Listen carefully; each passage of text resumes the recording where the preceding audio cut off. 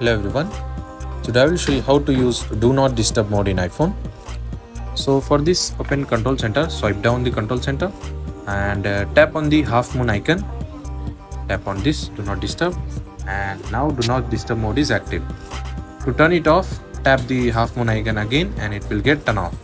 Now to create a schedule, go to Settings and tap on Focus. Tap on Do Not Disturb. Now from here, you can allow people and allow apps. If you want to allow their notifications or their phones, you can allow them here. Tap on people and you can allow the contact which you want, the VIP contact. Now tap on Add Schedule and just select time.